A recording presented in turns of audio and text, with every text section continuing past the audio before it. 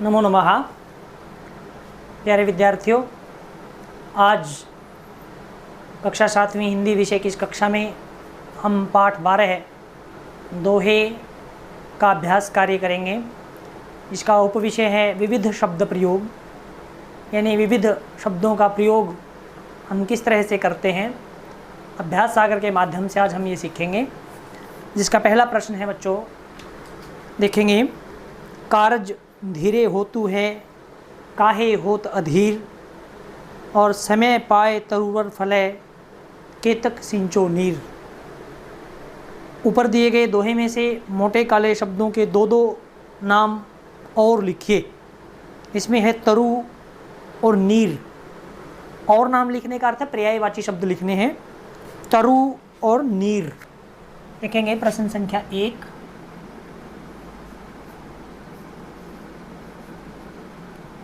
पर्याय पद लिखने हैं इसमें।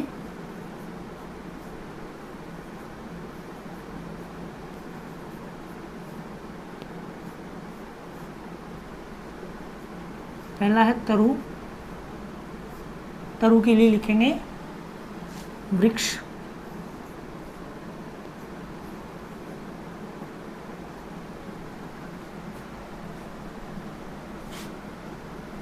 तरु के लिए लिखेंगे वृक्ष और पेड़।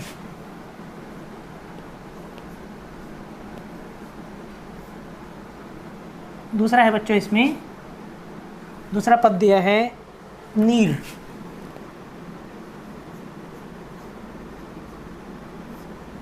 नीर के लिए जल, पानी,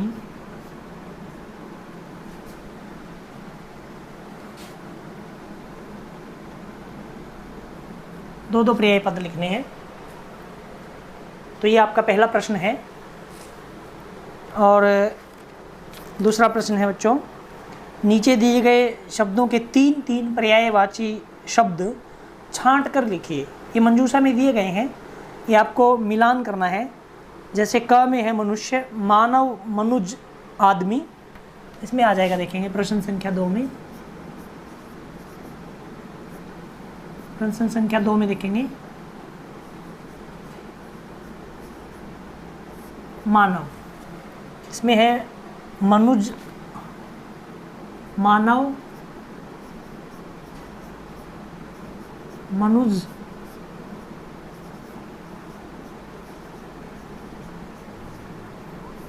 आदमी। ये पर्यायवाची हैं किसके? मनुष्य के, जो क भाग में दिया गया है। दूसरा है युद्ध। इसमें आ जाएगा रण, समर और संग्राम।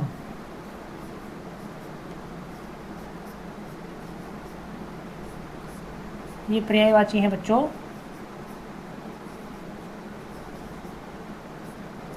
युद्ध। तीसरा है सोना। सोना में है स्वर्ण, कनक और कंचन।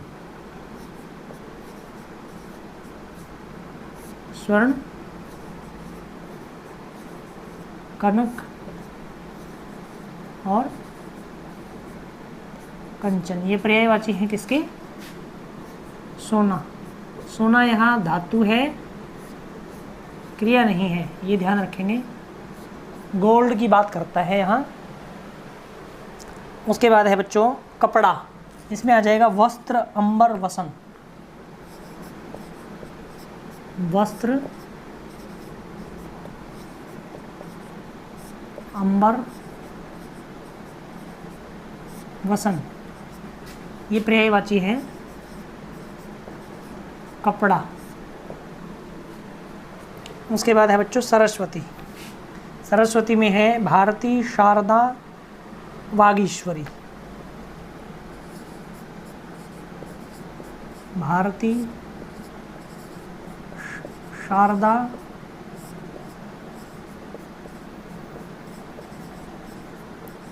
वागीश्वरी। वागीश्वरी को अलग अलग करेंगे। वाक, धन, ईश्वरी, यानी वाणी की देवी। वाक का अर्थ है वाणी, तो इसमें आ जाएगा सरस्वती। ये पर्यायवाची हैं सरस्वती के।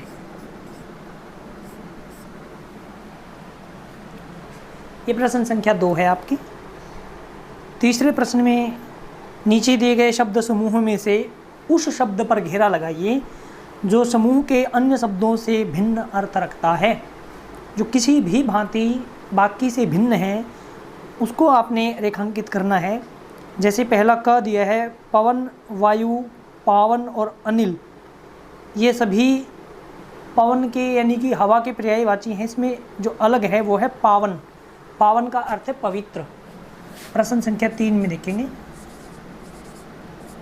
क में आएगा पावन, ये भिन्न है, बाकी सभी हवा के पर्यायवाची हैं।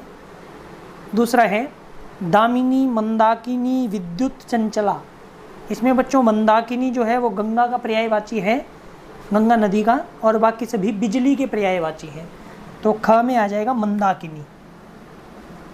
देखें, ख में मंदाकिनी। मंदाकिनी गंगा नदी का पर्यायवाची है। और तीसरे में है बच्चों भानु, रवि, राकेश, दिनेश।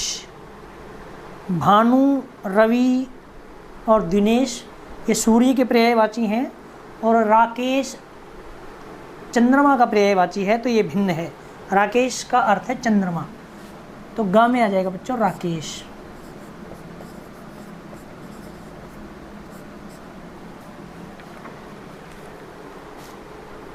उसके बाद है तट, कूल, किनारा और कुल। अब इसमें दो बार, एक बार कूल और एक कुल का प्रयोग है। कुल का अर्थ है एक बार टोटल, और कूल का अर्थ है किनारा। तो बाकी तीनों किनारा के पर्यायवाची हैं, तट, कूल और किनारा, और कुल जो है वो भिन्न है। घ में आ जाएगा कुल। कुल अनेकार्थी शब्द है। कुल का अर्थ है यहाँ परिवार से भी है, और संख्या का कुल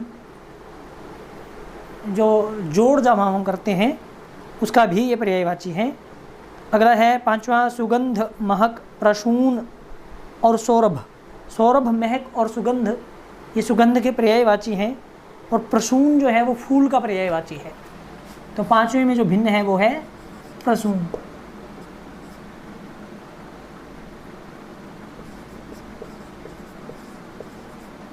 प्रसून ये फूल का पर्यायवाची है, ये ध्यान रहेगा। चौथा प्रश्न है बच्चों, नीचे दिए गए शब्दों के एक से अधिक अर्थ हैं, उनका वाक्यों में इस प्रकार प्रयोग कीजिए कि उनके दो दो अर्थ स्पष्ट हो जाएं। मैं आपको अर्थ बता रहा हूँ, वाक्य में प्रयोग आप स्वयं करेंगे। जैसे उदाहरण के लिए इन्होंने करके दिखाया है कर, उसने कर कमलों से दान किया। यहाँ कर का अर्थ है हाथ, लिखा है कोष्ठक में। और उस पर कर बकाया है, यहाँ कर का अर्थ है टैक्स।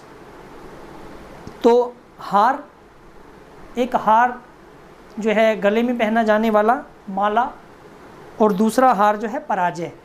वाक्य निर्माण आप स्वयं करेंगे, भिन्न भिन्न हो सकता है सभी का। जैसे मेरी माँ के पास सोने का हार है और भारत ने पाकिस्तान को हरा दिया। ग्रहण, एक तो ग्रहण का अर्थ होता है लेना, और एक ग्रहण जो है दिन विशेष, जिसमें जैसे चंद्र ग्रहण, सूर्य ग्रहण आदि। तो इन दोनों का वाक्य में प्रयोग करेंगे, जिसके वाक्य प्रयोग से ये पता चल जाए कि दोनों का अर्थ क्या है, अर्थ स्पष्ट हो जाए। काल, काल का एक अर्थ है बच्चों समय, और दूसरा अर्थ है मृत्यु। उसके बाद फल है, फल का एक अर्थ है परिणाम, और दूसरा अर्थ है खाने वाला फल। तो दोनों का आप वाक्य प्रयोग करेंगे जिससे स्पष्ट हो जाए कि दोनों का अर्थ भिन्न भिन्न है। और 5वां है इसमें उत्तर, एक उत्तर का अर्थ है दिशा और एक का अर्थ है जवाब। 5वां प्रश्न है, नीचे दिए गए शब्द सुनने, बोलने और वर्तनी की दृष्टि से काफ़ी मिलते जुलते हैं। वर्तनी का अर्थ है स्पेलिंग, यानी लिखने की दृष्टि से, बोलने और सुनने की दृष्टि से लगभग मिलते जुलते हैं, परंतु उनके अर्थ अलग हैं। इन शब्दों का इस प्रकार वाक्य में प्रयोग कीजिए कि उनका अर्थ स्पष्ट हो जाए। यहाँ भी वाक्य में प्रयोग आप करेंगे, मैं बता रहा हूँ आपको। जैसे पहला है उधार। उधार का अर्थ है जैसे वह उधार लेने आ गया, यानी किसी से अगर आपको कुछ लेना है तो वो उधार है आपका उसके ऊपर। और दूसरा है उद्धार। उद्धार का मतलब है कल्याण, जैसे हे ईश्वर मेरा उद्धार करो। उसके बाद है उदार। उदार होता है सज्जन व्यक्ति, सज्जन। और उधार का अर्थ है बकाया। ऐसे ही अपेक्षा। अपेक्षा का अर्थ है की तुलना में, जब एक व्यक्ति की तुलना हम दूसरे से करते हैं। जैसे राम की अपेक्षा श्याम अधिक सुंदर है। उपेक्षा का मतलब होता है अनादर करना, किसी की बात को अनसुना करना, वो उपेक्षित करना होता है। प्रणाम का अर्थ है नमस्कार करना, और प्रमाण का अर्थ है सबूत। और प्रसाद का अर्थ है ईश्वर की पूजा के बाद जो भोज्य पदार्थ होता है उसको जिसको खाने के लिए प्रयोग करते हैं वो प्रसाद। और प्रासाद होता है महल। प्रासाद महल होता है। तो इनका आप एक एक वाक्य बनाएंगे जिससे अर्थ स्पष्ट हो जाए। छठे प्रश्न में आप क्या करेंगे, नीचे दिए गए शब्दों के मिलते जुलते युगम शब्द छांट कर लिखिए। युगम का मतलब होता है जोड़ा, जिससे एक शब्द जोड़ने से जोड़ा बन जाए, युगम बन जाए। जैसे भाग के साथ जोड़ दिया इन्होंने दौड़, तो आप जोड़ेंगे उलट के साथ जोड़ेंगे बच्चों पलट। घास के साथ जोड़ेंगे फूस। चमक के साथ दमक। जीव के साथ जंतु। पालन के साथ पोषण। और भूख के साथ प्यास। इस तरह से युगम शब्द बन जाएंगे, जोड़े बन जाएंगे। और सातवें प्रश्न में नीचे दिए गए वाक्य में से मोटे काले शब्दों के विलोम शब्द छांट करके वाक्य पूरा कीजिए। बिल्कुल आसान प्रश्न है। दीपक तिमिर को, तिमिर होता है अंधकार, को दूर कर। अब इसका पर्याय, इसका विलोम शब्द आपने यहाँ लिखना है, प्रकाश फैलाता है।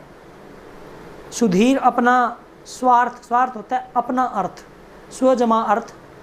अपना अर्थ देखकर ही काम करता है, यानी अपने लिए ही काम करता है, मगर उसका भाई निस्वार्थ भाव से काम करता है। निस्वार्थ का अर्थ है बिना किसी स्वार्थ के।